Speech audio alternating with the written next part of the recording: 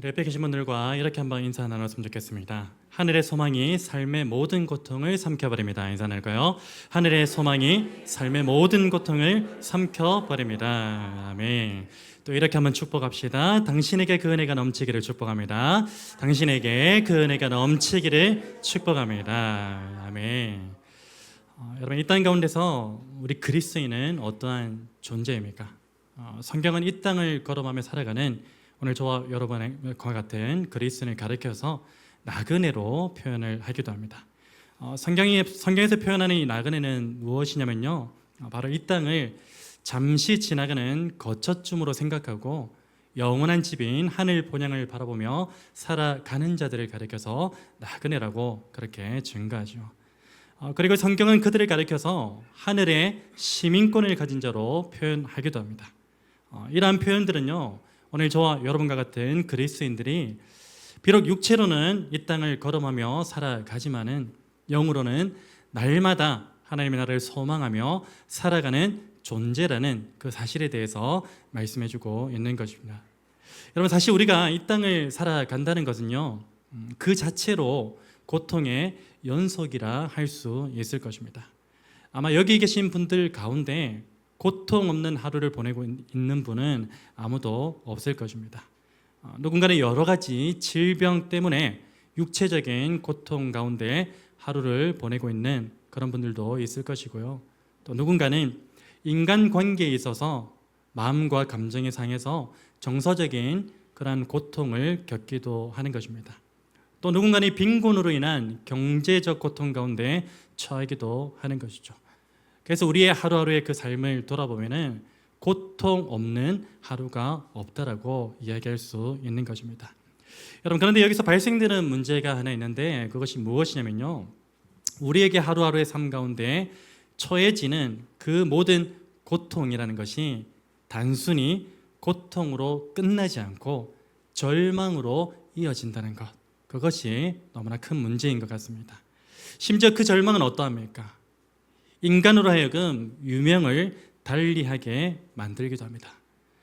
여러분, 우리가 알다시피 대한민국이라는 이 나라는요, 너무나 잘 살기 좋은 그런 나라임에는 틀림이 없는데, 그런데 한 가지 어둠의 그림자가 있죠. 바로 우리가 잘 알다시피 OECD 국가 중에서 자살률 1위를 달리고 있는 그런 나라가 오늘 이 대한민국이라는 나라고요. 그리고 이 범위를 전 세계로 확대해봐도 자살률이 무려 4위에 해당하는 그런 나라가 오늘 이 대한민국이라는 나라입니다. 여러분, 이러한 지표는요, 과연 우리 사회 가운데 어떠한 메시지를 보내고 있는 것일까요? 바로 현재 우리 사회는 절망의 그림자로 뒤덮여 있다는 사실을 말해주고 있는 것입니다. 여러분, 실제로 우리 사회는요, 이 절망의 그림자가 다양한 형태로 뒤덮여 있음을 잘 알 수 있습니다. 이 우울감이라는 절망의 그림자로 이 사회는 덮여 있고요, 고립감 혹은 고독감이라는 그 절망의 그림자가 우리 주변을 뒤엎고 있습니다. 또한 이 존재의 의미를 상실하게 만드는 절망의 그림자, 그리고 문제 해결에 대한 출구가 보이지 않았을 때 드리워지는 그 절망의 그림자 등이 우리 사회 가운데 만연하게 자리 잡고 있는 것이 오늘 저와 여러분의 현실이기도 하는 것입니다. 여러분, 이와 같이 절망의 그림자가 우리 사회 가운데 만연하게 자리 잡고 있다는 것은요, 무엇을 방증하는 것일까요? 바로 우리 사회 가운데 소망의 빛이 점점 희미해지고 있다는 사실을 말해주는 것입니다. 그리고 이러한 사실은요, 그리스도인인 저와 여러분으로 하여금 절망으로 가득한 이 세상 가운데 복음의 빚진 자로서의 소명의식을 다시금 일깨워주는 것입니다. 여러분, 사실 그리스도인은요, 이 세상 가운데 유일한 소망을 가진 그런 존재임에 틀림이 없습니다. 그리고 이 세상 가운데는요, 여전히 많은 그리스도인이 존재하죠. 그런데 아이러니한 것이 있습니다. 무엇입니까? 바로 이 세상에서 유일한 소망을 가졌다고 하는 그리스도인이 적지 않음에도 불구하고 이 세상은 어떠합니까? 점점 절망으로 물들여지고 있다는 것, 그것이 너무나도 아이러니한 일입니다. 여러분, 무언가 잘못돼 보여도 한참 잘못돼 보이지 않습니까? 여러분, 이유는 무엇입니까?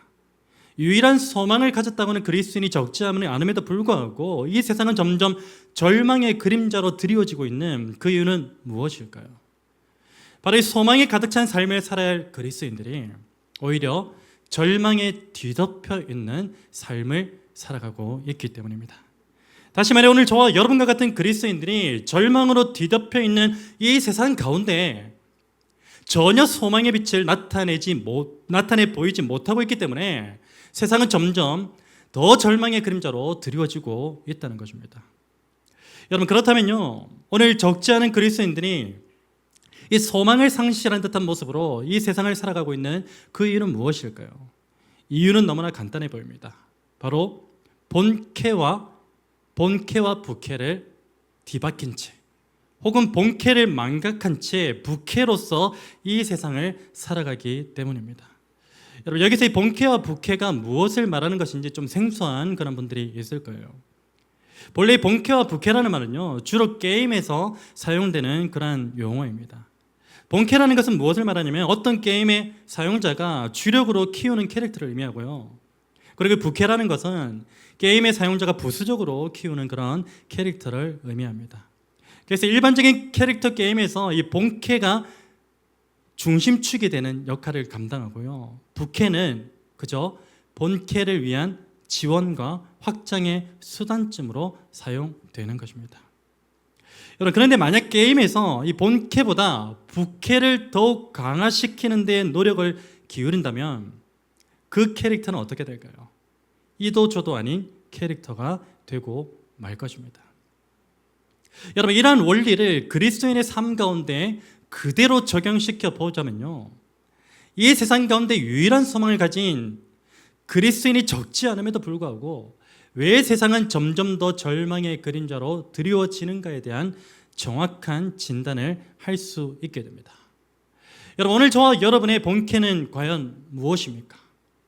바로 이 땅에 썩어져 없어질 것들을 바라보며 그것들을 소망하는 자가 오늘 저와 이를 본 캐릭터가 아니고요, 오직 영원한 것을 바라보며 영원한 하나님의 나라를 소망하는 자, 곧 하나님 나라에 속한 하나님의 자녀됨이 오늘 저와 여러분의 본래의 캐릭터인 줄로 믿습니다. 여러분, 그러면 우리의 삶 가운데 부캐는 무엇이죠? 바로 일상에서의 다양한 모습들이 우리의 삶의 부캐일 수 있습니다. 예를 들면 어떤 직업군에서나 상황 가운데서의 다양한 역할들이 자신의 부캐인 것입니다. 그런데 오늘 저와 여러분 같은 그리스도인들이 쉽게 놓치며 살아가고 있는 것이 있습니다. 그것은 무엇이냐면요, 바로 자신의 삶 가운데서 하나님의 자녀라는 본래의 그 캐릭터보다 일상에서의 다양한 모습들로 나타나는 부차적인 캐릭터에 더욱더 치중하며 살아간다는 것입니다. 여러분, 우리의 일상에서 덧입고 살아가는 그 각각의 부차적인 캐릭터는요, 우리의 삶 가운데 꼭 필요한 것일 수도 있습니다. 여러분, 그렇다고 해서 우리의 삶이 본 캐릭터보다 부 캐릭터에 더욱더 치중하게 된다면요, 그 삶은 어떻게 되고 말 것입니까? 아마도 머지않아 이 주객이 뒤바뀐 채로 방향키를 상실한 배와 같이 되고 말 것입니다. 여러분이 날마다 그리스도인에게 특별하게 주어진 그 본 캐릭터에 주력을 다해야만 합니다. 만약 우리가 하나님의 자녀라는 이 본 캐릭터에 주력을 다하지 않고 일상에서의 그 부 캐릭터에만 매몰되어서 그것에 주력을 한다면요, 해 아래 모든 것이 헛되고 헛되다라는 그 전도서 말씀처럼 오늘 저와 여러분의 삶은요, 그저 헛된 것에 소망을 두는 인생이 되고 말 것입니다. 여러분, 그러나 이 반면에 우리가 하나님의 자녀라는 그 본 캐릭터에 주력을 한다면요, 우리의 삶은 어떻게 되겠습니까? 제가 확신하건대 우리가 하나님의 자녀라는 그 본 캐릭터에 주력을 하며 살아가면요, 우리의 삶 가운데 자리 잡고 있던 그 헛된 소망들은 점점 사라지게 될 것이고, 헛된 소망들이 사라진 그 자리에 참된 소망이 자리 잡게 되어서 우리 안에 만연하게 드리워져 있던 그 절망의 그림자뿐만이 아니라 이 시대를 자욱하게 뒤덮고 있는 절망이라는 그 안개가 소망이라는 그 빛으로 인하여서 점점 거치게 될 줄로 저는 확신합니다.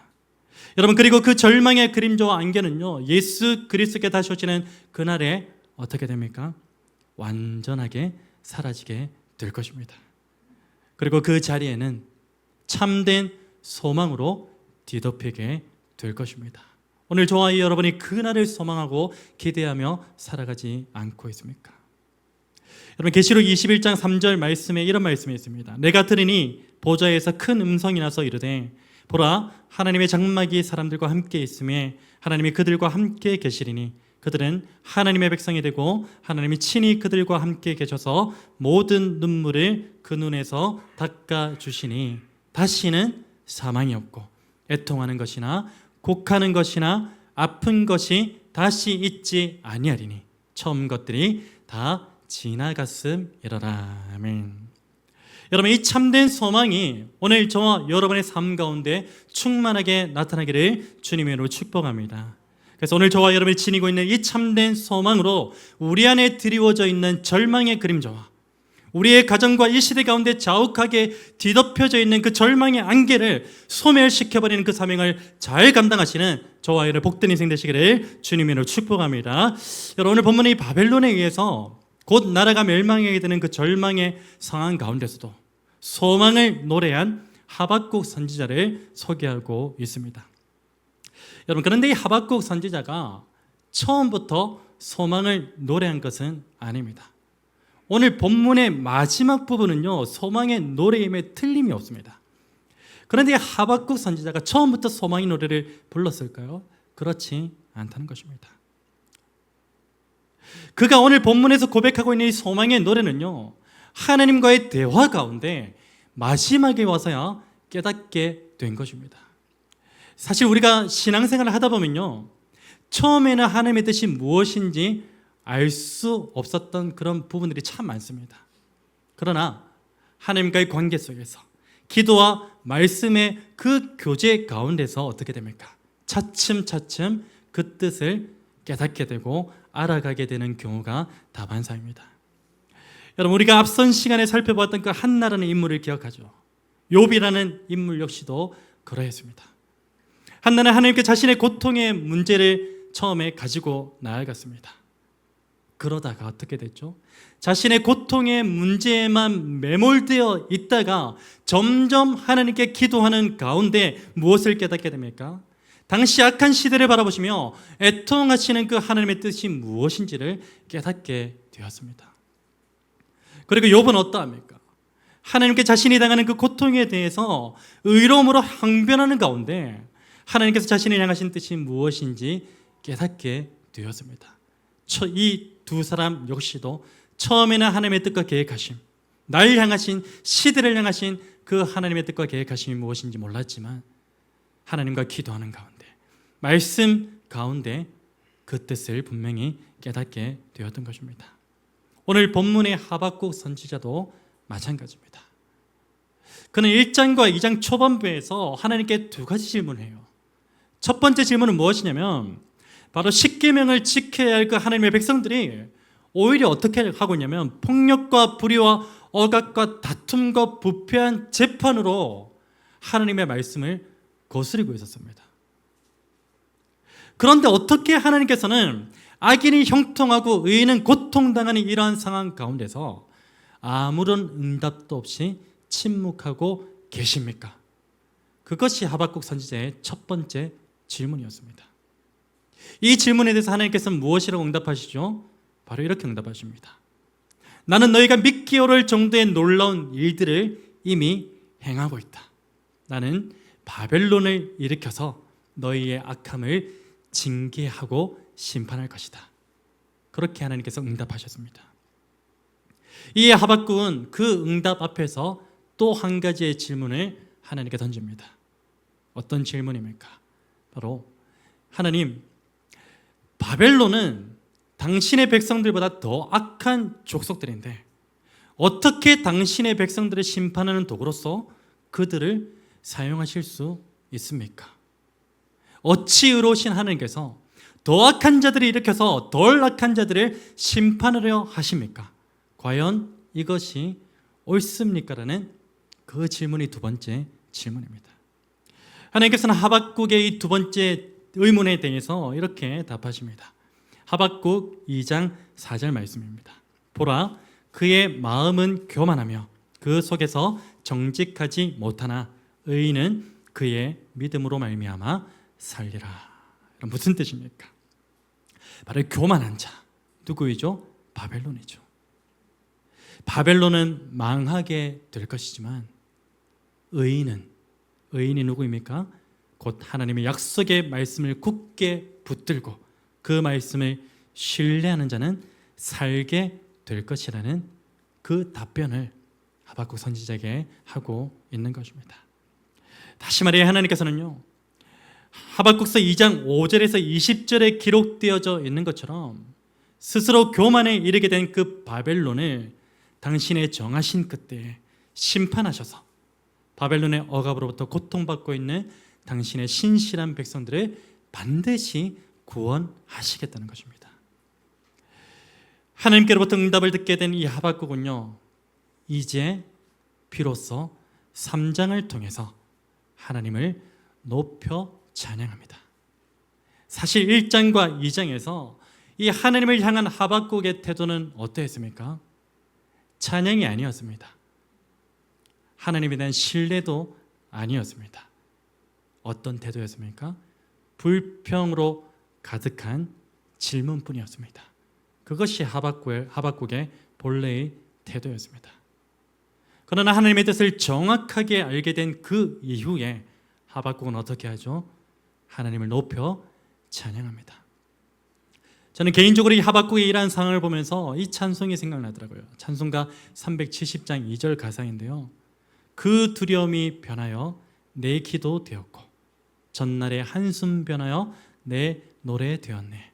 주님을 찬송하면서 할렐루야 할렐루야, 내 앞길 멀고 험해도 나 주님만 따라가리. 아멘.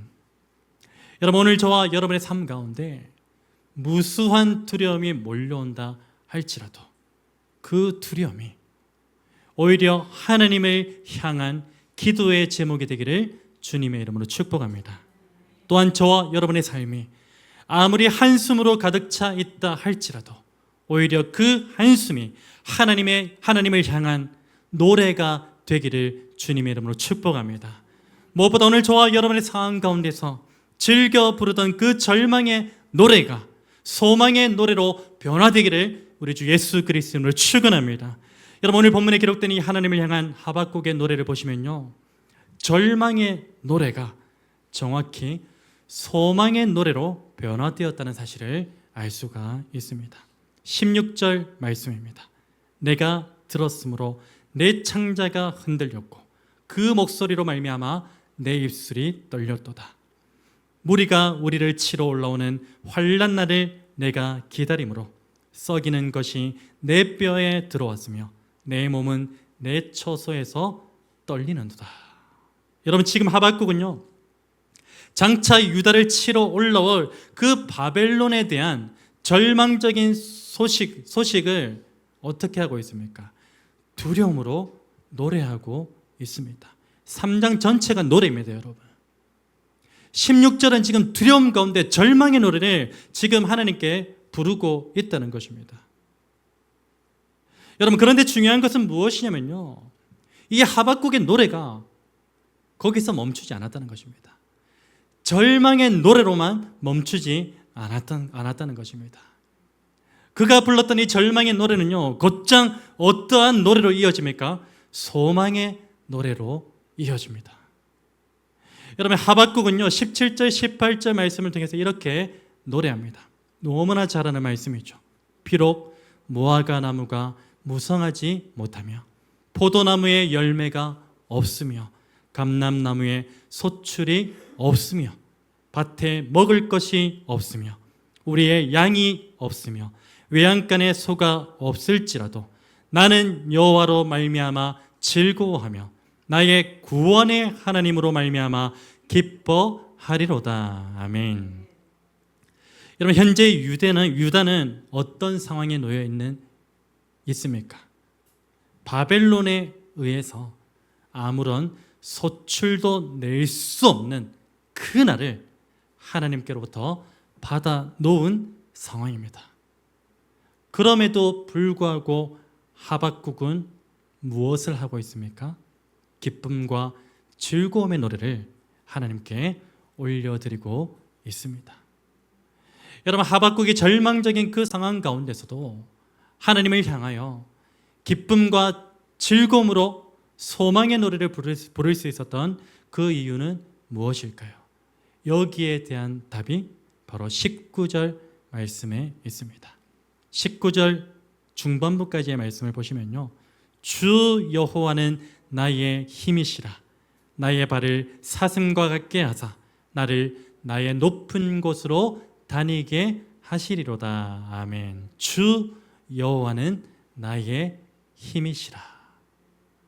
이 절망적인 상황 가운데서도 주 여호와는 나의 힘이 되신다는 그 사실을 알고 있었기 때문에, 깨달았기 때문에 절망의 노래가 거기에 멈추지 않고 소망의 노래로 이어지게 된 것입니다.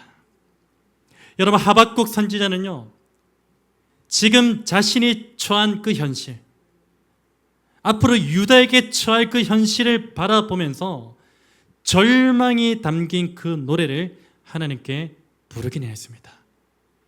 그렇다고 해서 이 하박국은 절망에 빠지지는 않았습니다. 여러분, 이 사실이 너무나 중요해요. 우리 역시도 하나님 앞에 절망의 노래를 부를 수는 있어요.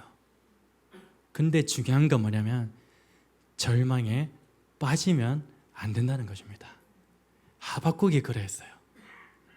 절망의 노래를 부르고는 있었지만 절망에 빠지지는 않았던 것입니다.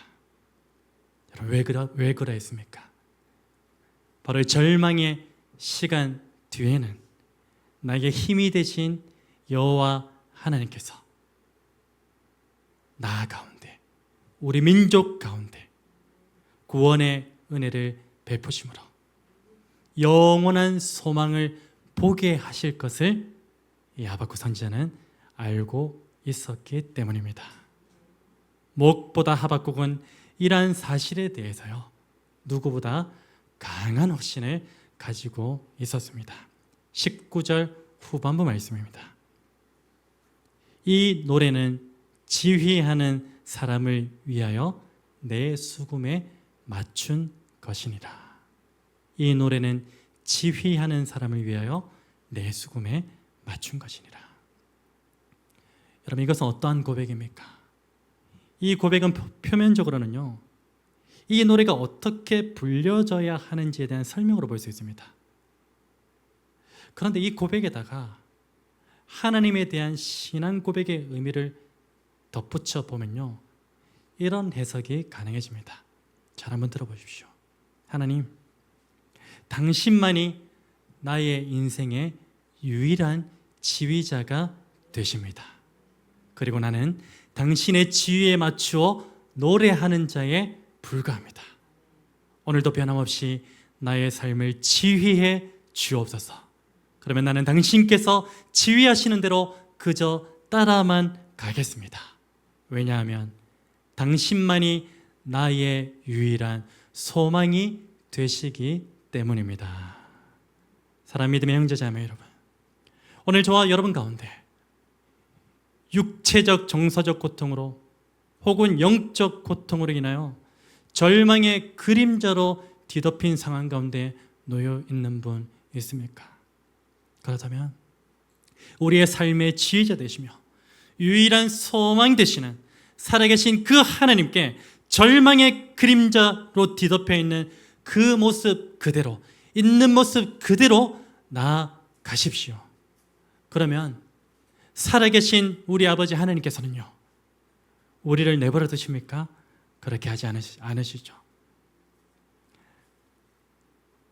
절망의 모습 그대로, 절망의 노래를 부르며 하나님 앞에 그대로 나아갈 때 살아계신 우리 아버지 하나님께서는 당신의 독생자 예수 그리스도를 육체적, 정서적, 영적 고통 가운데서 영원한 소망의 노래를 부르게 하신 것처럼 우리 역시 절망적인 상황 가운데서도 소망의 노래를 부르게 하실 줄로 믿습니다.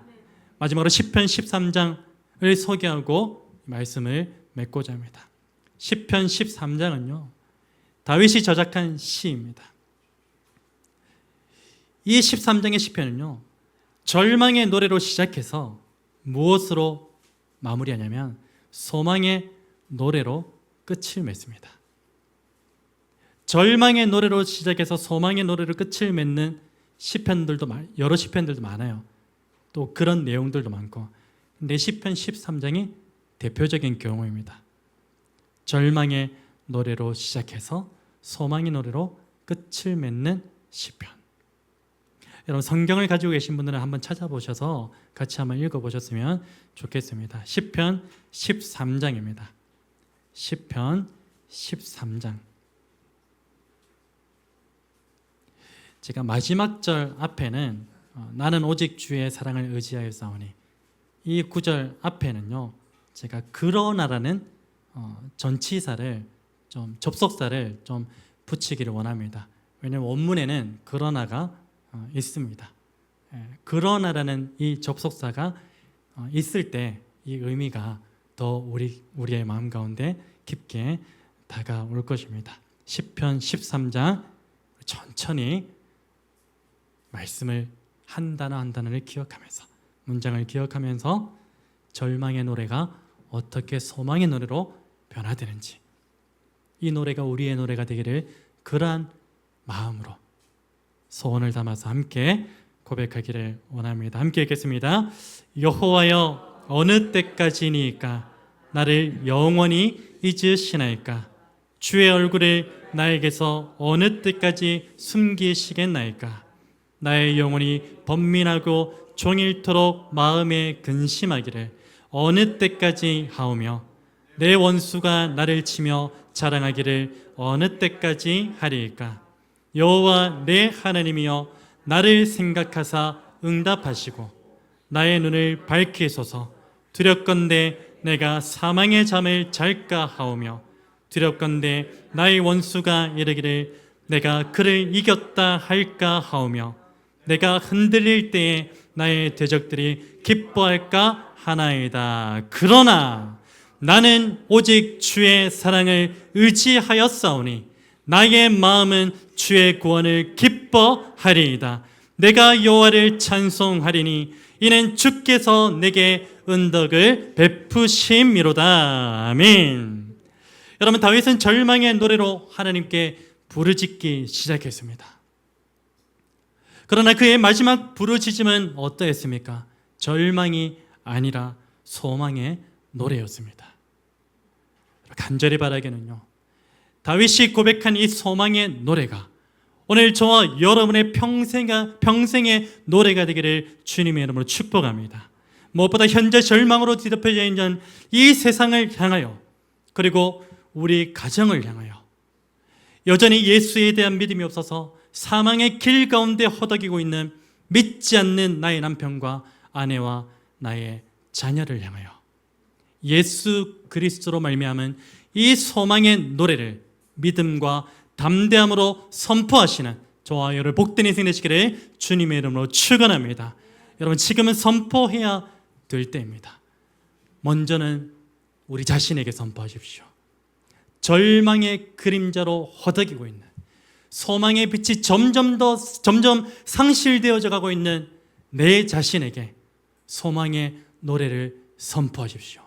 그리고 그 소망의 노래를 우리 가정 가운데, 함께 지어져가는 교회 가운데 절망의 그림자로 뒤덮여서 OECD 국가 가운데 자살률 1위라는 그 불명예를 안고 있는 이 절망의 그림자 속에 갇혀있는 이 나라를 향하여서 그 소망의 노래를 온전하게 선포하심으로, 담대하게 선포하심으로 나를 통하여 우리의 가정이, 주님의 몸된 교회가, 이 세상이 소망 있는 곳으로 회복되어지기를 우리 주 예수 그리스도를 축원합니다. 우리 말씀 붙들고서 함께 기도하기를, 함께 찬송하기를 원합니다.